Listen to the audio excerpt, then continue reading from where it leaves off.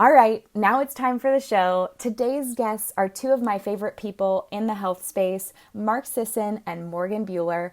Mark Sisson is an American author. He is a food blogger of Mark's Daily Apple, a former distance runner, a triathlete, and Ironman competitor. He has been obsessed with health and nutrition. I would say he was the first person to popularize the paleo diet and since has written multiple books after Primal Blueprint, his latest being the Keto Reset Diet. So he really is a encyclopedia of knowledge, and you can see why he might have been so passionate to start Primal Kitchen.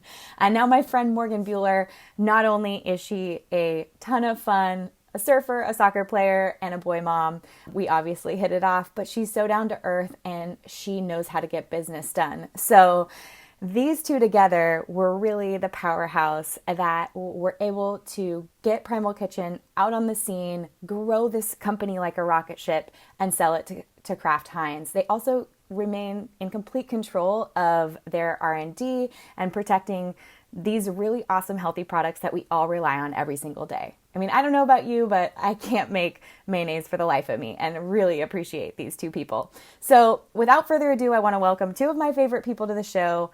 Mark, Morgan, welcome to the show.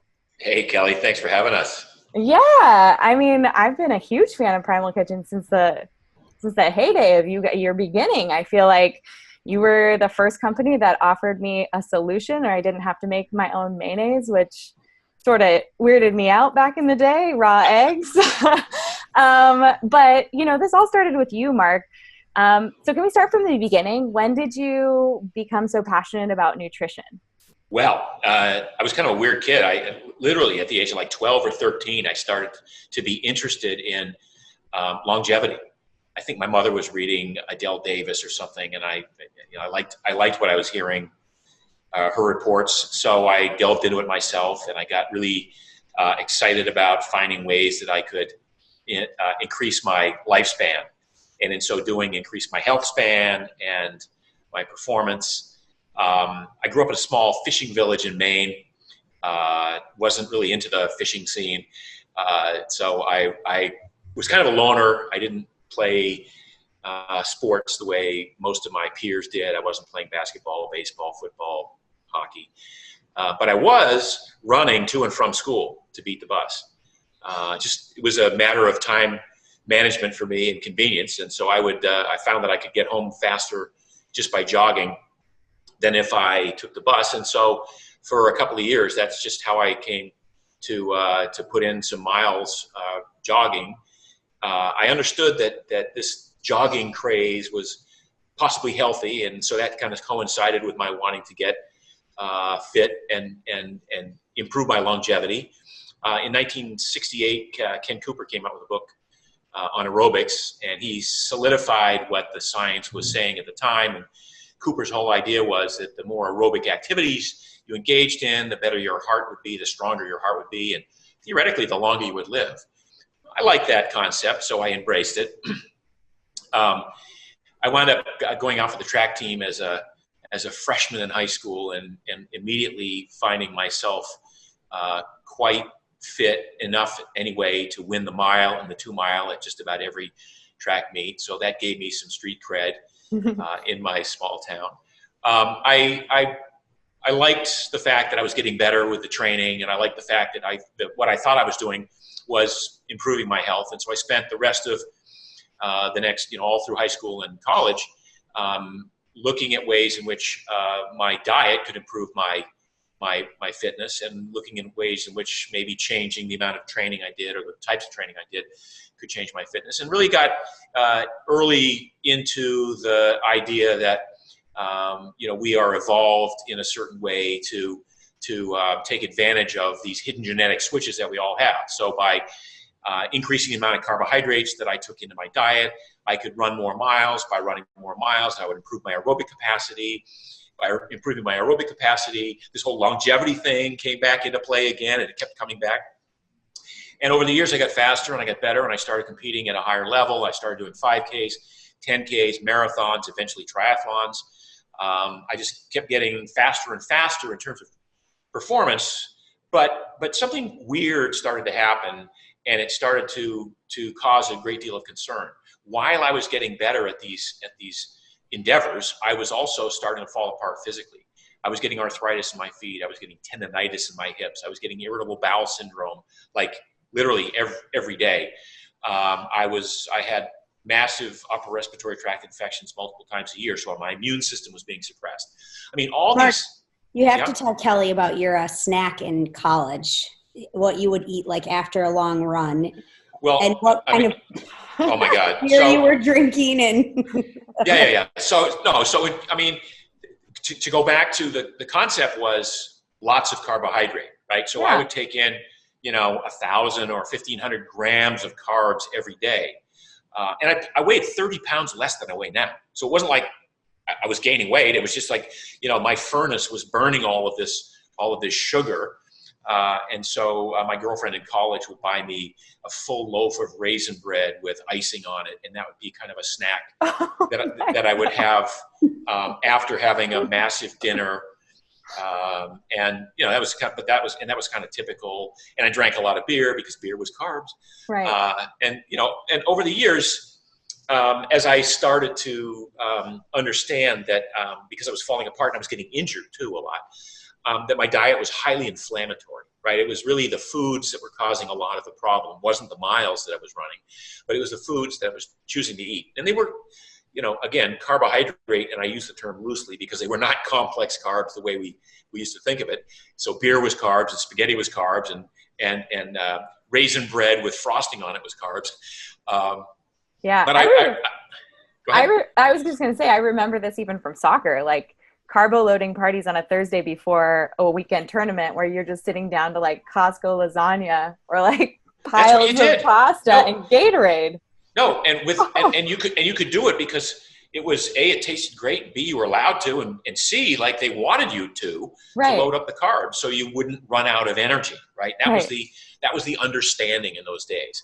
So when I had to retire from competition because I was injured so much, and I recognized that it might have been some of the foods that I was eating that was causing an inflammation that was then leading itself to muscular and tendonitis and things like that. I really took a step back and I looked at my life again and I said, I can't.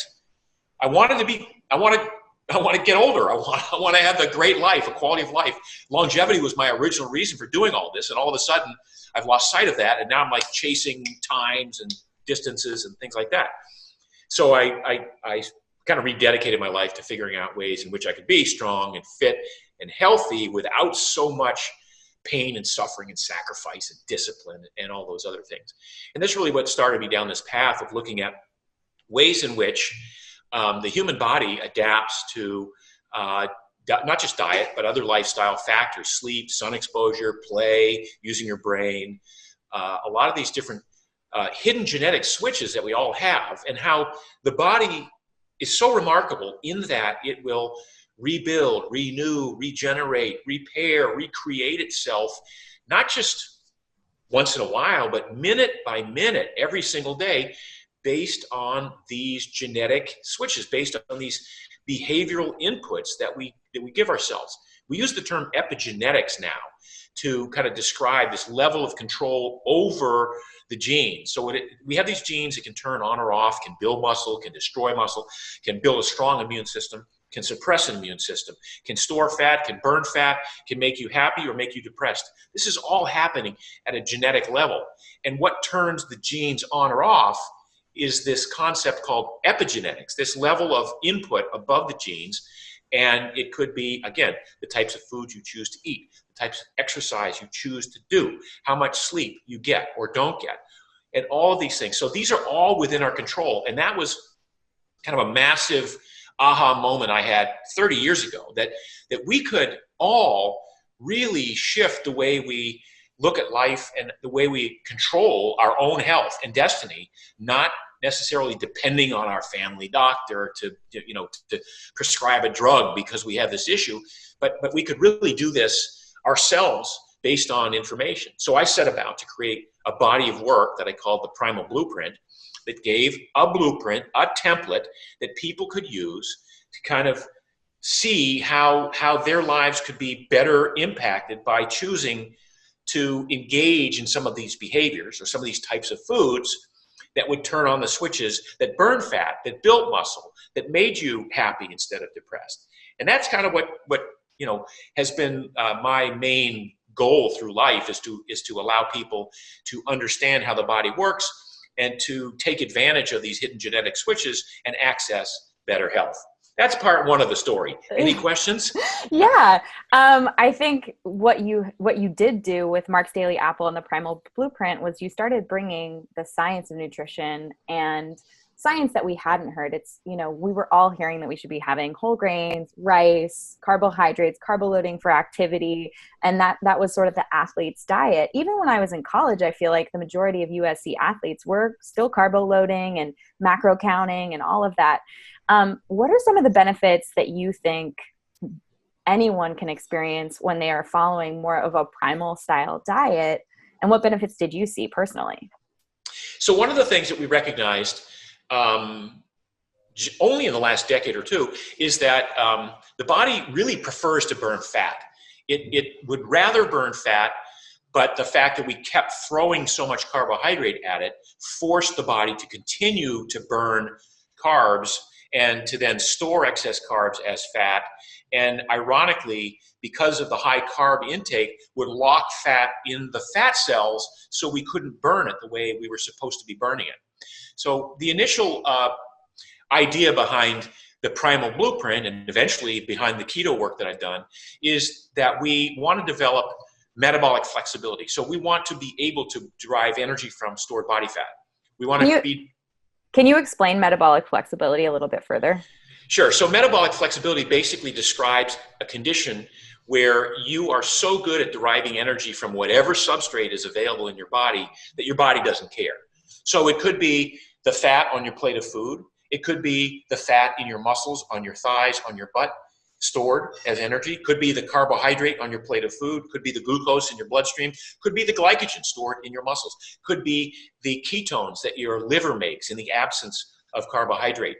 But metabolic flexibility describes this condition where you can get energy because you've built this metabolic machinery. You've done the work to build the metabolic machinery. So it doesn't matter really where the calories come from.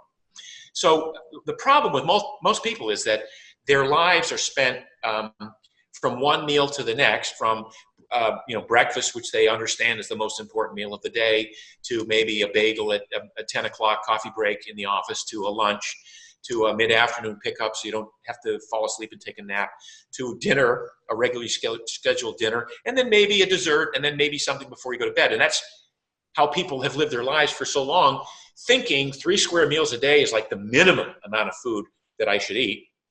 And maybe I should eat more. And back in your days of SC and athletics, there was a whole movement that said you should eat 5 times a day. You should eat small meals, and never go more than 2 or 3 hours without eating something. Otherwise, you'll go into cannibal mode, and your body will cannibalize its muscle tissue. And what really shifted about 10 or 15 years ago was when we started looking at this idea that the body really would prefer to burn fat. And if you don't give it the chance to burn fat, the body is fine with it. The body says, okay, I'll keep burning carbohydrates. You just keep feeding me carbohydrates, and I'll keep burning them. And if you don't feed me carbohydrates, then I'll go destroy muscle tissue, and I'll make carbohydrates out of those amino acids, because that's how good I am at burning carbohydrates. We call that a sugar burner, right? And so I talked about in the initial days of the Primal Blueprint, I want you to be a fat-burning beast. I want you to be able to derive much of your energy from stored body fat, so that you develop this metabolic skill, and you're able to take your stored energy, your stored body fat, and burn it to the extent that you eventually trend toward your ideal body composition, which is fairly low body fat. And so the initial days of Primal was basically just get rid of the excess sugar, get rid of the sweetened beverages, the added sugars, the pies, the cakes, the candies, the cookies, all those things that you probably shouldn't be eating. Also, get rid of the industrial seed oil. So get rid of soybean oil, corn oil, canola oil, and things like that, because they have a negative impact on your body's ability to utilize insulin appropriately. And you come down to a list of meat, fish, fowl, eggs, nuts, seeds, vegetables, a little bit of fruit, some starchy tubers. It's a very, wholesome, whole food diet. And when you do that, you find that the amount of carbs that you were eating before was sort of dictated by crackers, candies, cakes, pies, rice, pasta, cereal, and all the things that the U.S. Department of Agriculture told you for decades. You need, 6 to 11 servings of grain-based products every day. It's not just bad for you, it's criminal. They should tell you this because you don't need that. So the Primal Blueprint and eventually my work in the keto field suggests that when you remove carbohydrate, especially the ones that you should be eating, and eat just real food, your body now gets a message. It gets an epigenetic signal, turns on genes that make more enzymes that burn fat, turns on genes that increase the number of mitochondria in every one of your cells. The mitochondria are those little powerhouses where the fat burns. If you're a sugar burner, your body says, I don't need to make any mitochondria. We're not burning much fat. Why would I waste precious resources making this machinery when you're never going to use it? So the fact that you would continue eating sugar your whole life and carbohydrates your whole life, and people do it. People have done it for generations, and look where we are now. We're gaining weight. So the body can do it, but it's not ideal. So ideally, you restrict the amount of carbs to just those that are found in like green leafy vegetables or fibrous foods like vegetables. And the body says, I got the message. I need to make more mitochondria. We're going to burn more fat at rest. We're going to burn more fat even while we're doing work, like exercising. We're going to spare the carbohydrates. We don't need the carbohydrates. And the brain, which used to work on glucose because you gave it glucose every couple of hours. In fact, you gave it so much glucose that if you didn't eat for a couple of hours, your brain would go, hey man, where's my glucose? I'm getting hazy, I'm getting foggy, I'm getting hangry, and this is not good. Well, once you build that metabolic machinery, once you do that work and build that metabolic flexibility, now when you withhold carbohydrates, your body burns fat for fuel through most of your efforts throughout the day. Your brain becomes used to utilizing ketones. Now, ketones have had kind of a bad reputation over the years, but basically when you withhold carbohydrate, some of the signaling upregulates your liver to say, we're going to take some of the fat that's stored on your body, and we're going to burn some of it, and some of it we're going to convert into a fourth fuel, a brand new fuel called ketones that your brain absolutely loves, and your brain thrives on ketones. And so now you have this system where you're combusting fat in the muscles, your brain is burning ketones, so it doesn't even need that much in the way of glucose. And every time you decide you want to skip a meal or you forget to eat, your body says, hey, I don't care. I am metabolically flexible. I don't care where the calories come from. Right now, I'm going to take them off my butt. And I'm going to take those 500 calories to get me through the next 4 or 5 hours. And I'm going to combust them. And I'm going to send some of them to the liver to become ketones that the brain can use. And you won't even know the difference. So that's kind of the essence of building metabolic flexibility and becoming a fat-burning beast. Now, one of the major benefits of this is that when your body is adept at becoming metabolically flexible and metabolically efficient and extracting energy from these different sources, you don't get hungry. So the control of hunger, appetite, and cravings, which for most people is their entire life, right? Most people's day is dictated by when the next meal is. Yeah. And if you can untether yourself from that, if you can remove yourself from that, that slave-like, methodology there, and understand that if you can wake up in the morning and go about your day, not have to eat because you're not hungry, and realize at 2 o'clock or 3 o'clock in the afternoon, oh my goodness, I haven't eaten yet. Oh well, doesn't matter. I don't care. My body knew enough to take the calories that I needed to get through the day off of my stored body fat. I didn't need to eat. I didn't need to stop what I was doing. So there's a tremendous amount of freedom that comes with developing this metabolic flexibility and metabolic efficiency. Absolutely. I mean, I see it with my clients all the time. They're on these blood sugar roller coasters and those cravings are coming from that carbohydrate crash, and they're thinking about how are they going to pull themselves back up with more carbohydrates. And being like a lower carb paleo or even a keto and metabolically flexible, you see those cravings totally dissipate. Their blood sugar naturally balances out. You don't see the prediabetes. You don't see the insulin resistance and the inflammation. The hard part is that period of time when they're going from a sugar burner to a fat burner. Can you tell me about how long it takes for people to do that, if there are ways to speed up that process, or any hacks or tools that you use or recommend to people who are just carbivores? Sure. Well, the main thing is don't set yourself up for failure. So I tell people this is about controlling hunger, appetite, and cravings. So don't make yourself get hungry just trying to grunt your way through this first phase. Because there's a transition phase when your body goes from depending on 300, 400, 500, 700 grams of carbs a day, every day, your entire life, to cutting it down to 110, 120, or 50 grams of carbs. That's a massive transition.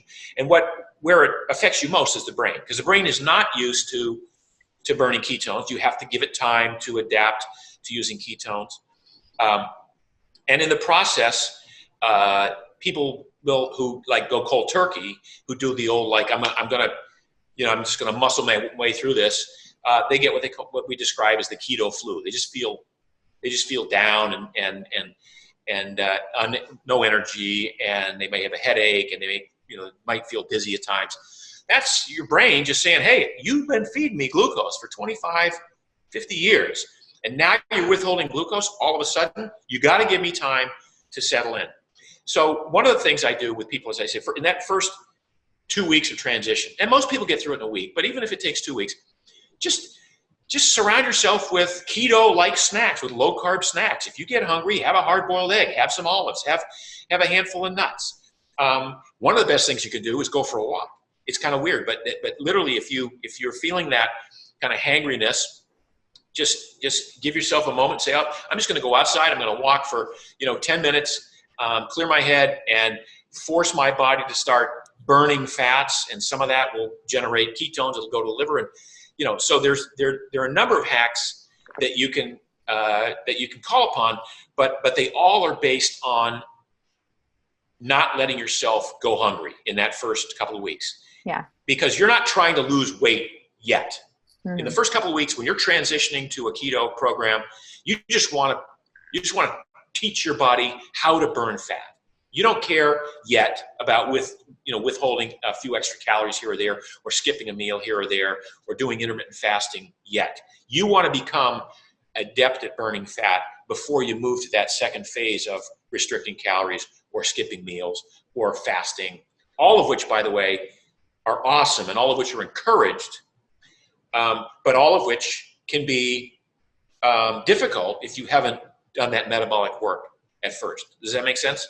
Absolutely. And I completely agree with you. I think it's all about learning to fuel yourself and feel good while you're doing something, and especially transitioning into a new lifestyle. So let's maybe touch on what thresholds you recommend for people, and are there specific people you would recommend to follow a more paleo style diet with maybe some carbohydrates like starchy tubers and fruit, or do you think everyone should be leaning into keto? Well, I think everyone is genetically wired to handle keto well. Yeah. I think that where we find issues in the population are there are some people who've had so much metabolic damage that's been done over the years, or so many, and I don't want to pick on women, but women in particular are the ones who would have issues going keto because of, and we can go back and dissect everyone's history, but was it eating disorders? Was it just being metabolically inflexible? Was it just a bad choices for 20 or 30 years? Are there hormonal issues? Are there stress issues that are causing adrenal immediate adrenal issues that then have long-term thyroid complications? There are some nuances that we have to look at. So to answer your question, the short answer is yes. Everyone is equipped to handle keto. Now, not everyone's going to like it. Not everyone's going to benefit the same way. And so those who try it and don't like it, or then those are the ones that we have to send to you, Kelly, and you have to figure and you have to figure out. And that's the beauty of being, a nutrition expert and being someone who can ask the right questions and kind of delve into those little secrets and corners and say, well, maybe you're someone who would do better on a modified primal strategy with maybe not as much fat, but maybe some more fiber-based foods.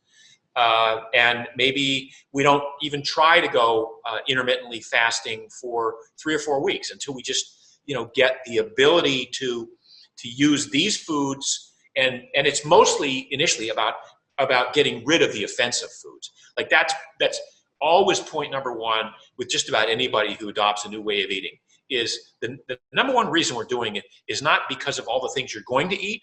It's because of all the things you're not going to eat, right? It's identifying. That's why Whole30 is such a great program that works for so many people, because you just said, or for 30 days, I'm just gonna eliminate all those foods that I know could be but even potentially offensive, right? And just stick to these basic foods that almost invariably no one has a problem with.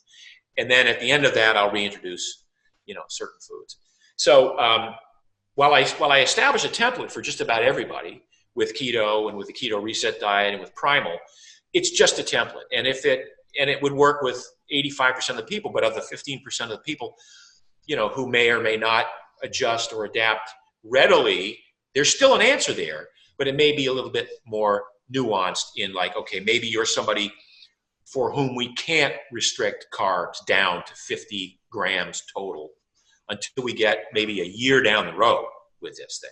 Right. You know what I mean? Totally depends on blood tests and their past history and everything that they've been through. Well, what you just mentioned, what I heard you say, which I think is the perfect transition, is that it's about what they're not eating and pulling out those inflammatory foods and those foods full of sugar. And I think what you did personally, and this is where we'll bring Morgan in to kind of talk with you about the beginning of Primal Kitchen, was you made those clean foods accessible. Can you tell the story of how you started Primal Kitchen? I want to get into the nitty gritty of your first products, how you met Morgan, how you guys started the business, all the way up until its sale and how you guys are running it today. Cool. Yeah. So I'll tell it right up until I hired Morgan, and then Morgan, who's sort of she's been the gatekeeper for a long time. She can take it from there. But basically, I had been writing about food on Mark's Daily Apple and in my books prior to that for a long time. I started Mark's Daily Apple in September of 2006. And while I was writing about sleep and sun exposure and play and barefoot and minimalist and all of the other stuff, it really, so much of it was dependent on food. And I recognized early on that if you get rid of the things we talked about, if you get rid of the industrial seed oils, if you get rid of soybean, corn oil, canola oil, if you get rid of the added sugars, pies, cakes, candies, cookies, sweetened beverages, all the things that people love. If you get rid of the grains, which I had to get rid of, and that changed my life. Just getting rid of grains was the final answer, the final key to unlocking the door to an incredible realm of health. If you get rid of the grains, you sort of come down to a pretty narrow list there, Kelly. It's like, beef, pork, lamb, chicken, turkey, a couple of kinds of fish, and I dare you to name me 17 vegetables that you will eat next year, and maybe some starchy tubers. So that's kind of a very finite list of foods that are not offensive. Now, they're great, and there are millions of ways to prepare them, but what makes the difference are those methods of preparation. That's why I have 10 cookbooks on how to prepare these foods differently. It's the herbs, the spices, it's the sauces, the dressings, the toppings, and all of these different things that give these healthy foods some variety, some excitement, and makes this way of eating not just sustainable, but thrilling. Well, not everybody has time to prepare sauces and dressings and toppings. And even though we did every week we would do a recipe about how to make your own mayonnaise. And as you know, Kelly, half the time you make mayonnaise, it fails. I've failed like 3 times. I was like, yep, Good. Okay. I'm done. The other half, you're afraid you're going to poison your family if you keep it for more than 3 days in the refrigerator. Yeah. So I'd always said that was part of it. And then the other part of it, which always bothered me, was like, how come there are no really good salad dressings? Like, I was a big fan of Paul Newman. He's like my childhood hero. And so Newman's Own was a great brand until you pick it up and you go, Newman's Own extra virgin olive oil dressing has soybean and canola. Yeah, it's got some extra virgin olive oil in there, but it's in there with all the other offensive ingredients. So I was wondering why nobody was making the sorts of sauces and dressings and toppings that I was writing about, that I was talking about, that I was wishing existed, so that I could just whip up a quick big ass salad and then douse it with a dressing and not have to stop making my salad and go make a salad dressing at the same time. I also wanted products that you could use, like what I say, with reckless abandon. Like in the old days, they would say, oh, mayonnaise, it tastes great, but use it sparingly because it's horrible. It's bad for you. Or as Oprah used to say when you're eating a salad, you dip your fork over in the salad dressing over here, and then you go spear some lettuce and you eat it. I can't. So, like, I'm a fan of salad, but I think dressing makes the salad.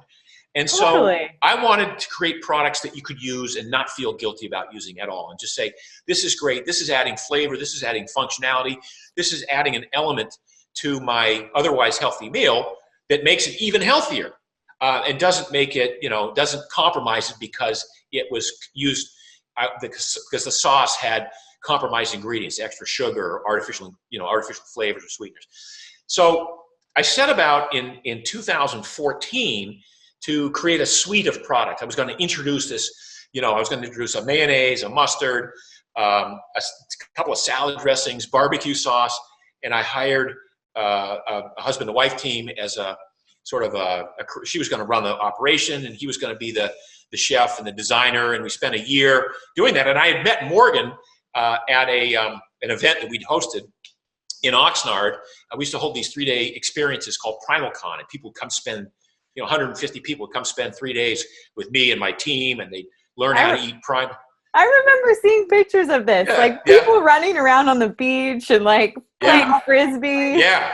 So one of the people that we had sponsors for these events, and Kavita, which is a sparkling probiotic drink, had offices right up the road in Oxnard, and they had offered to be a sponsor of one of for the weekend, provide these sparkling probiotic beverages. And so this cute little girl comes down. Her name is Morgan, and she's lugging in these giant cases of Kavita, and we start hanging out, and she spent I think a day with us, and then my wife and I were headed back to our hotel, which was, I'm going to say, half a mile away. We're going to walk back, and Morgan decides, she says, hey, you want to ride back to your hotel? And that's how I met Morgan, and I'll let Morgan take it over from here. Yeah. No, it's pretty funny because I actually didn't need to go to that event. I could have sent the marketing team, but I was like a Mark fangirl. I really liked what he was doing and had a personal interest in health and wellness. So I was like, yeah, I can stay and go work that event with Mark Sisson. And I accomplished my networking mission of the evening that paid back tremendously. It was a good lesson in put yourself out there and work extra hours and meet, interesting people if there's interesting people you have access to. So. Well, I admire you so much, Morgan. You're such a hustler. I could totally see you just dragging those big cases of Kavita down there. You just get it done type of a girl. And I've seen you do that for the last, however many years from Primal Kitchen. I will say, Morgan, I knew about Mark, and I remember Mark, I don't know if you remember this, but I was at a Chris Kresser signing back in 2014 in Santa Monica. And you came in to visit him, and you didn't know me from Adam. I think I had 1,000 followers on Instagram and was posting my recipes. And you came in your Vibram 5-finger shoes, and I was just like, this guy, he's out of control. But what's funny about that is I think I was literally walking it was probably the promenade in Santa Monica. And I think I was just there walking it, and I walk in and there's Chris Kresser signing books.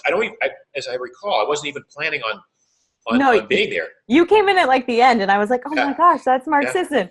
So, I mean, Morgan and I knew who you were, but I would say, yeah, like it's kind of like my big fat Greek wedding. Like Mark is the head and Morgan is the neck. And she gets to turn the head whichever way she wants. That's for sure. More now than ever. Hey, Morgan, so continue, Morgan.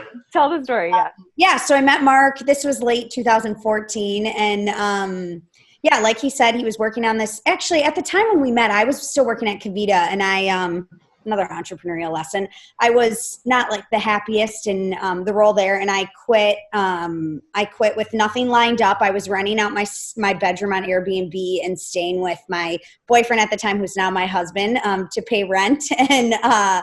And then we did a juicy van trip, a surf trip from San Francisco to San Diego. And at the end of that trip, my Kavita role full-time transitioned into a consulting role. And that role was going to end in the fall. And I was on this trip. And when I had this realization, like, okay, I don't have anything lined up when this trip's over. And Mark called while I was on that trip and said, hey, I want to launch this food company. We met a few months ago. I think we met in like July or August. This was maybe September, October. He's like, can you help?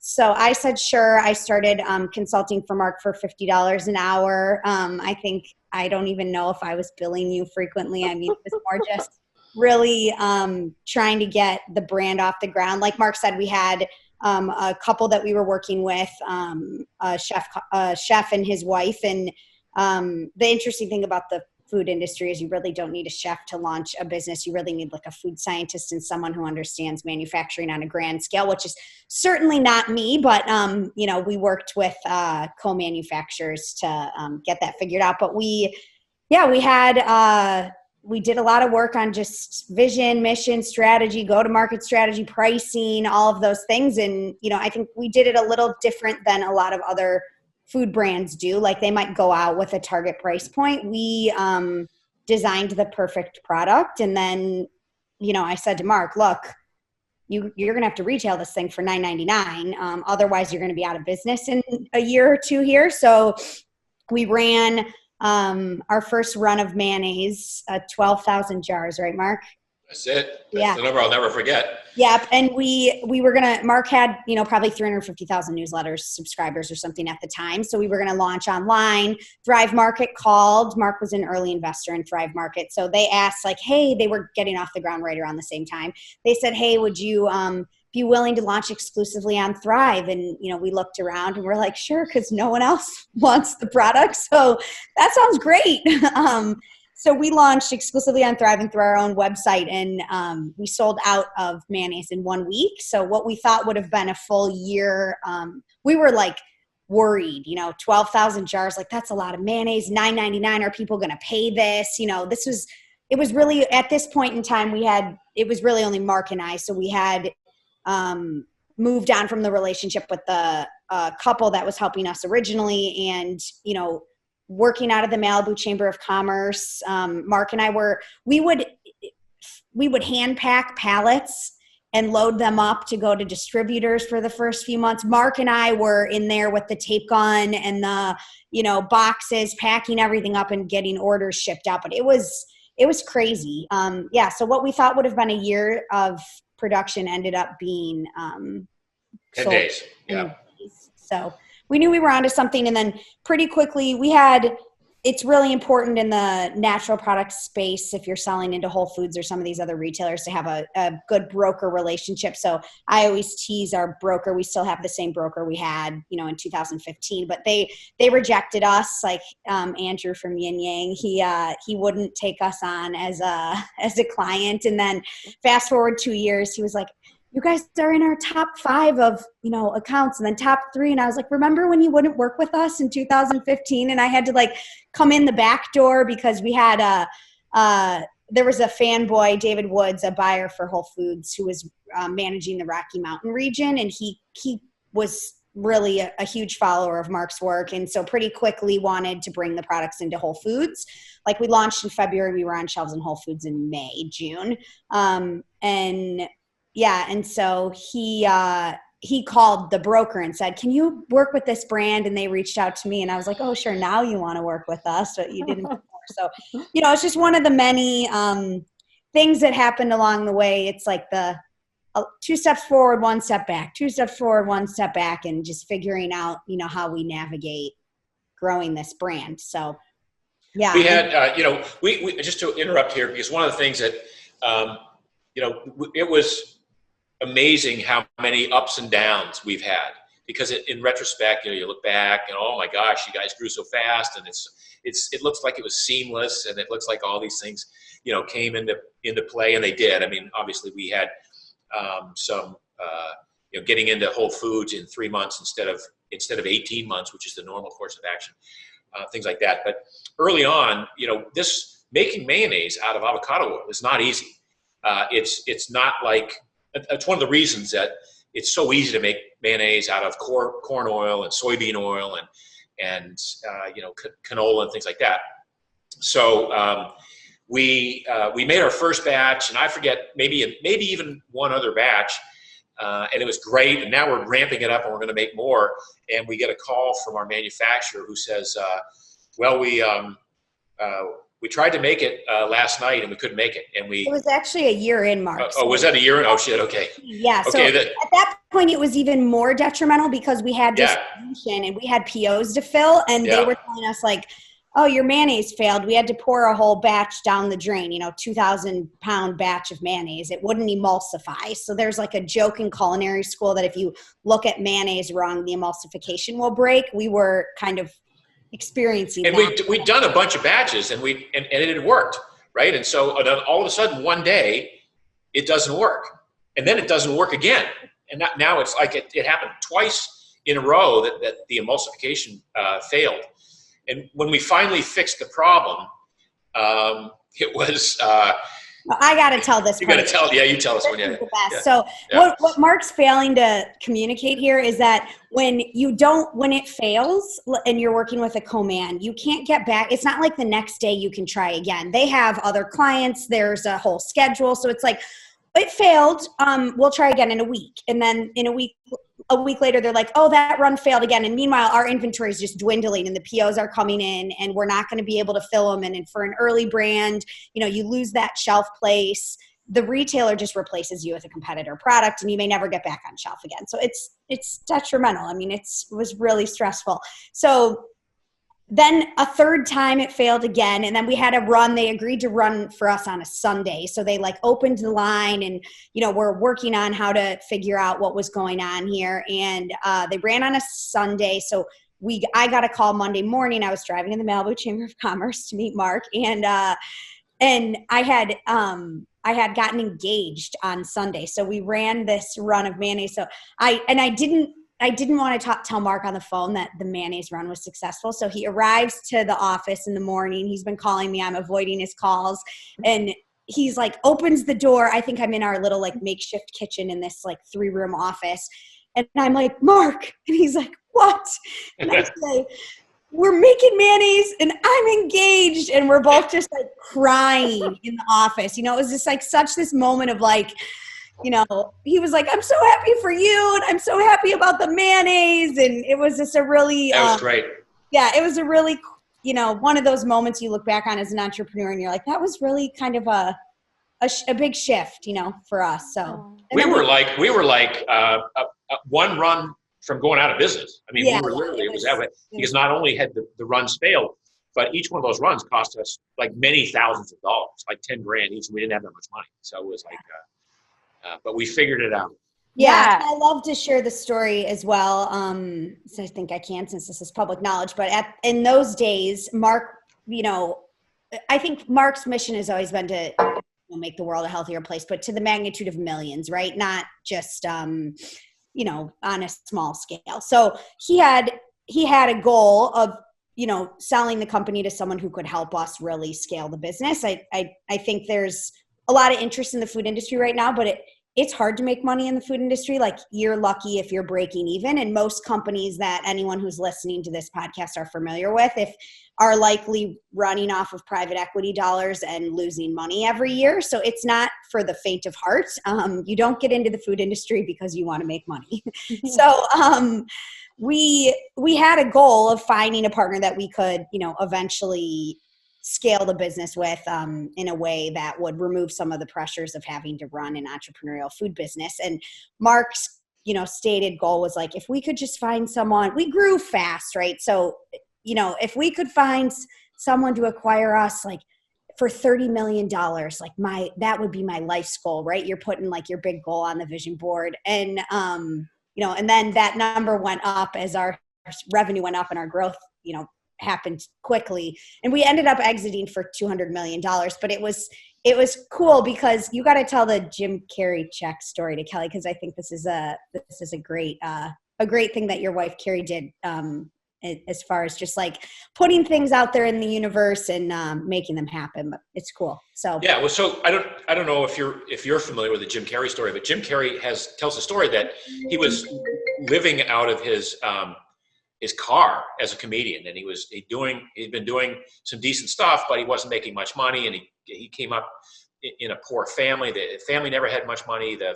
I think the father might have been, unemployed and or abusive or whatever. I forget what it was. But so Jim Carrey, he just, one day he wrote himself a check for $25 million, and he kept it in his wallet, or he kept it someplace at hand. And he just wrote it out to himself, $25 million. And like 5 or 6 years later, so much had shifted. And when he signed to be the star of Mask, he got $25 million as his compensation. So talk about the power of intention, right? So going back to 2003 or 2004, and I've always had an issue with security and with money. I grew up, with not much money, poor, and was almost homeless when I met my wife. I mean, it was, it's like, anyway, so my wife, she wrote a check for $40 million and put it in one of my, like my shoebox or something like that. There's, so, my drawer next to my bed or something. And didn't tell you. And didn't tell me. Yeah. And then as the business, and this was 15 years ago. And then as the business started growing, I think she changed the amount to 100, and but she left it in there. And it was in your bedside table, but you didn't know it was there. I knew it was there. I knew it was there, but I never paid. I knew when she changed to 100, but I never. I didn't pay any attention to it. I forgot it was there, and then she reminded me after the transaction that she had written that. Been updating and hiding these facts in Mark's bedside table for the last 5 years. So I just love it. So. Exactly. Yeah. So how long since from when you started Primal Kitchen with the first product being mayonnaise to exiting, how long was that? Because I know, if I remember correctly, you bootstrapped it. Like, you supported it financially, and you didn't take investor dollars. And that's something that my dad's always instilled in me as an entrepreneur, is like, if you can't build it yourself, like, you're not going to see the upside of that. So what were the sales each year? And you obviously exited it at 200 million. Was that, how did they come to that type of evaluation? Just for other people who are interested in starting a food company, what was the financial story for you? Well, I had a supplement company. That was my main business. And I did fine. I mean, I could have lived the rest of my life on the proceeds from the supplement company. And I'd started that 22 years ago. It wasn't a lot, but I mean, I think my sales were, $6, $7, $8 million. 1 year I did 9 million in sales. But I had a small company. I didn't have any employees. It was a direct to consumer business, so the margins were good. But it was a very nice little business. But when I started the food company, rather than starting a separate company where I was going to have to take every dollar I took out of my supplement business, I was going to have to pay 50 cents in taxes, actually closer to 60 because I'm in California. Mm-hmm. I was in California. And then take the 40 cents left over and then start a new company. Whereas if I just added a product line to the existing company, I could pay the expenses with pre-tax dollars. So every dollar I made in the company, instead of taking it out and putting it in my pocket after taxes, I could just reinvest it in the new products in the same company, in the old company. And so I grew Primal Kitchen, the foods, that way. So I just kept rolling over the profits and into growing the business and not needing to take any outside investors. And then that combined with the fact that we were very, as Morgan likes to say, we were scrappy. We were really scrappy in terms of, if you take a lot of investment money, it's easier to take out your checkbook and write a check for whatever. If it's your own money that you're taking out of your family's, you're not going to feed your family because you're spending the money on this. It's a whole different metric for evaluating the necessity of writing that check. So that was part of it. We were very scrappy. And so there was never a year when we ran at a loss. There were years where we were break even, but that was the intention. I didn't need to make a profit, but I certainly didn't want to lose money. And so we kept rolling it over. Now, one of the interesting things about the business that we were in was, and still are, the avocado oil is a very precious commodity, and it's difficult to get large quantities of avocado oil that meet the specifications that we need. This has to be avocado oil within certain specs so that it emulsifies and does all these things that we want it to do, so that it's pure, so that it's got a certificate of assay, not just from the manufacturer, but that we do as well.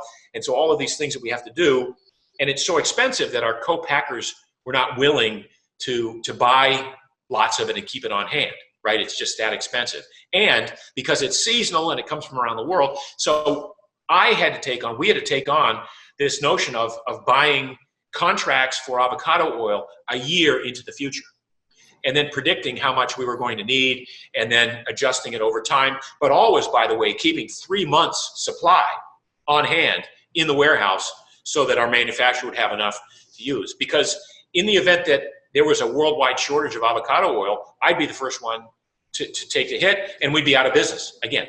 So with that, I had to basically be the guarantor on a bank line of credit, right? We had to borrow millions of dollars to buy millions of gallons of avocado oil, and I was the guarantor. So my house is on the line, my savings are on the line, my 401k is on the line, all this stuff is on the line, and it got a little bit. It's a little dicey to be the personal guarantor on something that could go, in a bad 60-day period, you could be out of business. So there was a point at which, about a year and a half before we exited, when I just went to some friends of mine and I said, I'm going to raise a little bit of money here. I want to have some cash in the bank. I'm not even going to spend the cash on investments. I'm going to keep the cash in the bank so that I can go to my bank and have them lend me more money. We sold 5% of the company, a year and a half before we exited, knowing that we were going to plan to exit. Knowing that it was a good investment for the people that we allowed in. I say allowed them in. They were very gracious to give us that money, and there's no guarantees in life at all. But to go back to your point, Morgan, can we share, sales numbers? So it's pretty funny. So I had, when I brought Morgan on, I had actually had talked to an investment banker early on about maybe selling the supplement business. And he had said, you need a professional COO. You need a professional. Huh? Not someone with Morgan's background. No, not Morgan. Exactly. Not with someone with Morgan's background. And so I go and I get this guy who is, he had the pedigree. He'd been CPG and he'd done all these things, and he was, and I brought him on, and he was, he had ideas about where we should be and what we should be doing.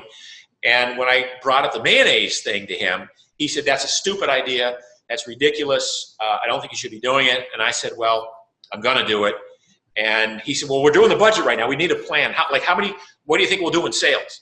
And I said, well, I think we'll do $500,000 in sales. He said, you're crazy. I think you'll do 200,000. So we said, all right, let's compromise. And so we put the budget for sales for the year at 300,000. At the end of the first year, we were at $1.7 million. So now more, yeah. So now he's no longer with. And he was long gone by then. This guy was long gone by then. So someone's picking themselves. Right.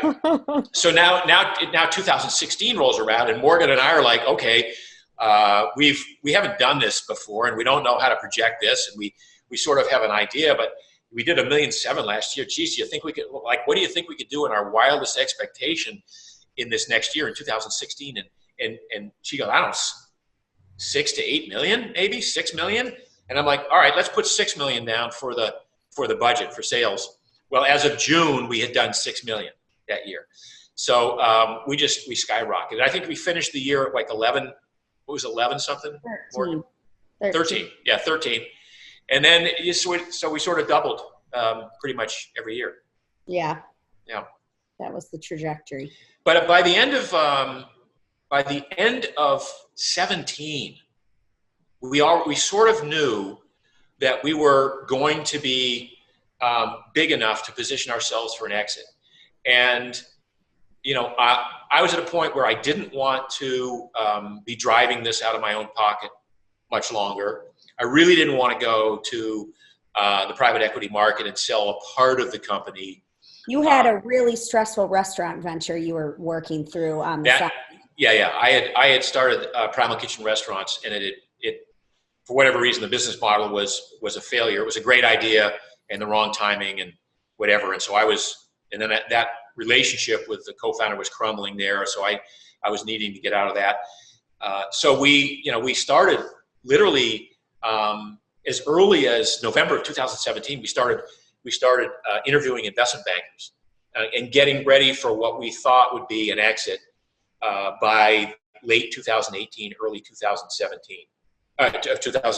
2019. And, by April of 2018, we had picked an investment banker and then started looking at ways in which we could position the company for sale, knowing that I knew all along that I want this company to be $1 billion brand. And I mean $1 billion in sales. And I wasn't going to be the one to take it there. I didn't have the resources. I don't think that even our amazing team, as has gotten us to where we are now, probably was not the team to get us to $1 billion. And so I wanted to get to some large strategic who had the sort of resources and capability to help us do what we do best, which is create innovative, amazing product and make it available to the most number of people possible. So when Kraft, came to us with an offer in late September of 2018, it looked like it was going to be a great marriage, and it really has been thus far. It's grossly exceeded all my already high expectations. That's amazing. Go ahead. I was just gonna say, sometimes, because everyone who's been following me for like my longtime followers know that I'm like a major Primal Kitchen fan, and from like literally like everything in your suite of products. So I randomly will get DMs like, did you know that Primal Kitchen was bought by Kraft? And I'm like, yeah, I know. And they're like, and sometimes people get worried because you see what big brands have put out for years and years and years. And you guys are a natural food, Whole30 approved, clean brand, and they're all of a sudden worried, like, am I still using the brand? Can you talk about how you're running it today and how things have changed and maybe how they haven't? Yeah, I can speak to that. I think it's flattering, right? Because I think the reason people react that way is because they feel like they have such a personal tie to this company, and they want to root for the underdog, and they want to see the small business succeed, right? And I mean, this is an issue that's as old as time. I remember reading an interview with Gary Hirschfield, I can't remember what his name is, the founder of Stonyfield Farms. And when they sold out, people were irate, right? This is decades ago. And he was like, look, I can't bring this product to any more people. I need a partner. And so, join me and stick with the brand in this and help us bring this, to as many people as possible. And I think that, remains paramount to the more people eating dressing with avocado oil and unsweetened ketchup and reducing their sugar intake and, buying mayonnaise that also doesn't have sugar in it, like the healthier the world is. So we're big believers in let's get these awesome products out there, and that can only help exponentially the health of the world population. As far as the craft of it all goes, I think I went in a little skeptical, if I'm being totally honest, you hear some pretty horrid founder stories. A friend of mine sold his beverage company, and I remember reading an article, Mark Rampola from Seco Coconut Water. I remember reading an article. He said Coke and I aren't divorced, but we're definitely sleeping in separate bedrooms. And I thought that was hilarious. It's pretty early on in the, relationship after the acquisition. So I think the benefit Kraft has is that they're new to this, like acquiring a better for you brand space. Like General Mills has been doing it forever. Kellogg's has been doing it forever. Kellogg's, for instance, acquired Kashi. They left Kashi out in La Jolla and then, for a while, then brought them to Chicago and the brand just started tanking. They actually reopened their La Jolla office, kicked them out and said, go do, what you guys do best. And let us know how we can help. So Kraft they benefited from seeing what a lot of their peers were doing and really drew a line in the sand and like, we want you to run this business autonomously. So, they told us that it's one thing to say it, it's another thing to do it. And they have really executed on that promise down to like, we're making decisions on financial systems and they're investing, millions of dollars in operating systems that will never integrate with Kraft-Heinz. So they're like, I don't know how to tell you that we want you guys to keep this business runs separately other than the fact that like, we're really putting our money where our mouth is. And, Mark and I think like one of the things we're most proud of, we talked about it for years before we sold, but we bonused every single employee, down to the warehouse level pretty substantially, quite substantially at the point in which we sold the company. So, we really like have worked tremendously hard to keep our original team intact. Like Anna is still running marketing. Amanda's still leading innovation and growth. Rick is still our COO. He was a very incremental and important part of the senior leadership team. Me, Mark, and Rick were really kind of driving the operations, sales, marketing, all of those things. So as far as just I've been like way pleasantly surprised because I thought they were going to, want me gone and who knows what they were going to do, right? You just never know. And they're like very, what can we learn from you? How can we help? So that's been the approach thus far. We still run our own sales team. We still do all of our marketing the same way we did before. We own all of the product development and innovation and the vision and the strategy of the business, just like we did before. We're working with all the same manufacturing partners where it's not like,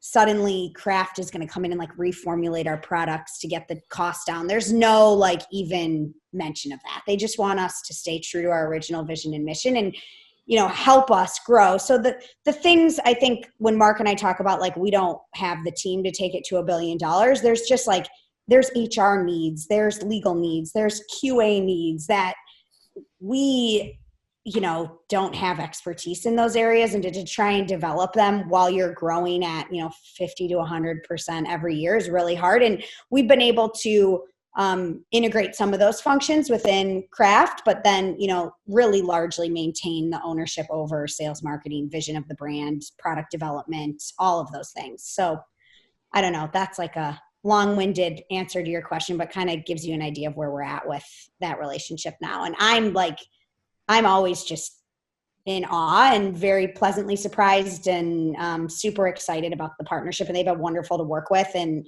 I'm the only person on the org chart that reports into Kraft-Heinz. So Mark's not my boss anymore. Now I have a boss at Kraft-Heinz and he's great. And it's been really fun to work with them. So yeah. I think from my experience of just how it's changed, I've just seen you guys explode with your product offering from like the cashew butter Alfredo, and it's like, I can find those recipes on someone's blog out there, but it's the same sort of a thing. When I have hungry boys here who are just like, Mom, where's the dinner? And I can pull together like a chicken zoodle recipe with that, with that sauce. It's delicious and easy. And I don't have to spend hours. I can, get my workout in, get my work done, tape cool podcasts, I'm a home chef, not like a professional chef. So you're seeing like all your pasta sauces come out, all your barbecue sauces, those are the places where when I go through a client's cabinet, I'm like, okay, look, there's like 5 grams of sugar in this, 9 grams of sugar in that. Like you're talking about the industrial seed oils, but like even just a bunch of added fillers, emulsifiers, and things like that can be problemsome. And you guys have always like kept your limited ingredients, kept all industrial seed oils out and like really kept sugar out, which I think is, with everyone who's dealing with elevated blood sugar and pre-diabetes and, all the inflammatory diseases that come from all of that, you've made it so easy. What are you guys most excited about that's coming out next? And what's the future have for Primal Kitchen? What can we expect? Well, the frozen meals, that's the real big one. That was the kind of quintessential iteration of all the things I talked about, because I've always been about, I want every bite of food I consume to taste great, right? I want every bite of food to be spectacular. So people think, oh my God, all the things you're not eating, all the restriction. No, I eat great stuff, right? And so I want every bite to taste fabulous. We were able to do that by taking salads and adding salad dressing and sauces. But now if I can make the entire meal ready in a few minutes, a skillet meal or a bowl, that's kind of like the essence of what I'm about. I have like 8 cookbooks with my name on it. And people say, well, Mark, you must love to cook. I'm like, no, I hate to cook. I like to eat. And I like to show people what to make me so that I can eat.